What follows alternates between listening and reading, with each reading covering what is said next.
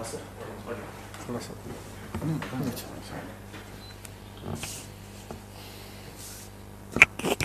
शुरू करें। नमस्कार। देश में कोरोना के मामले बढ़ रहे हैं। रोज़ाना हम ये अखबारों में पढ़ते रहते हैं, अलग अलग राज्यों के बारे में पढ़ते रहते हैं। दिल्ली में भी कोरोना के मामले बढ़ रहे हैं।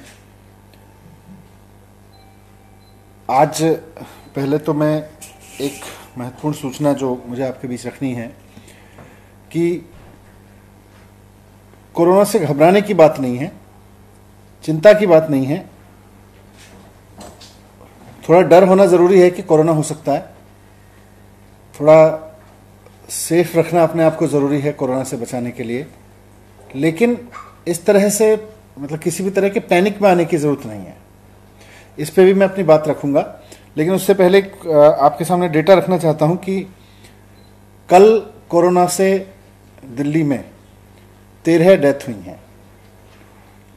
इसके साथ साथ 69 डेथ के मामले जो पुराने थे, किसी हॉस्पिटल में अलग अलग समय पर डेथ हुई और उनकी जांच, उनके पूरी हमारी कमेटी ने जो जांच की या उन सब में या उन हॉस्पिटल से भी डिटेल मिली, वो और ऐड हुए हैं। तो ऐसे आप देखेंगे तो दिल्ली में होने वाली डेथ का जो टोटल है उसमें आज 82 डेथ एक्स्ट्रा दिखाई देंगी।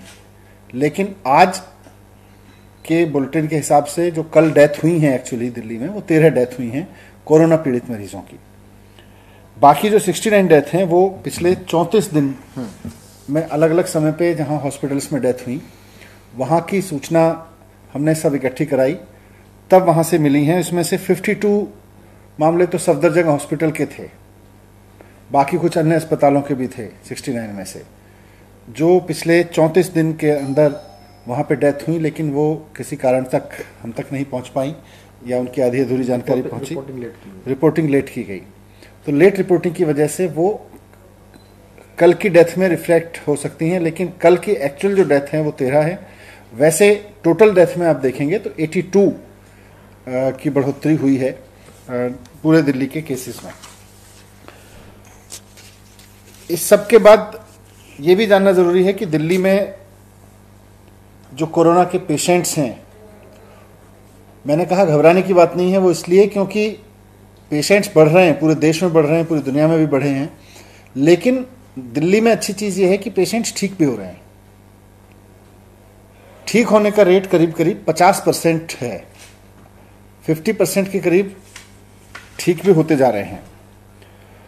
और जो लोग पेशेंट बने हैं, जो लोग कोरोना से ग्रसित हुए हैं, उसमें भी देश में भी ये देखने को मिल रहा है, दुनिया भर में भी देखने को मिला है, और दिल्ली भी इसका उदाहरण बनती जा रही है कि 80 से 90% लोग होम क्वारंटाइन में रह के ठीक हो जा रहे हैं, रिकवर कर जा रहे हैं। हॉस्पिटल आने की जरूरत नहीं है। बहुत सारे लोग अगर कोरोना टेस्ट में पॉजिटिव पाए जाते हैं तो उनकी फैमिली में, उनके आस पड़ोस में पैनिक हो जाता है कि अब तो इनको हॉस्पिटल जाना पड़ेगा, हॉस्पिटल में भर्ती करा देना चाहिए। बिल्कुल पैनिक में ना आए। अगर कोई छोटा मोटा खांसी बुखार भी है या बिल्कुल कोई सिम्टम नहीं है, आपको हॉस्पिटल आने की कतई जरूरत नहीं है। डॉक्टर्स की भी ये एडवाइस है, भारत सरकार की गाइडलाइंस भी यही है, आपको बिल्कुल हॉस्पिटल आने की जरूरत नहीं है। आप एकदम अपने घर में एक कमरे, अगर कमरा अलग से है तो कमरा कर लीजिए, उस कमरे में रह लीजिए आइसोलेशन में। कमरा नहीं भी है तो अलग एक एक्सक्लूसिव कमरा नहीं भी अरेंज हो पा रहा है तो एक्सक्लूसिव बेड पे अपने रहिए। और ये समझ लीजिए, मैं सबको कहना चाहता हूँ, कई बार ये सुनने को मिलता है कि आस पड़ोस में भी लोग पैनिक में आ जाते हैं। मेरे पास भी बहुत मैसेज आते हैं, हमारे पड़ोस में एक कोरोना पेशेंट निकला है, कुछ करिए, उसको ले जाइए। बिल्कुल जरूरत नहीं है। वो कोई छुआछूत का ऐसा रोग नहीं है कि आपके आसपास में कोरोना हो गया और बस उड़ के आपके पास आ जाएगा। बिल्कुल नहीं आने वाला है। इवन आपके घर में भी अगर किसी को कोरोना है, कई लोग मुझे कहते हैं जी हमारे छूने से हो जाएगा। छूने से कोरोना नहीं होता है। कोरोना किसी तरह के इनटेक से होता है, वो भी तब जब कि आप उस कोरोनाग्रस्त व्यक्ति के किसी तरह से उसके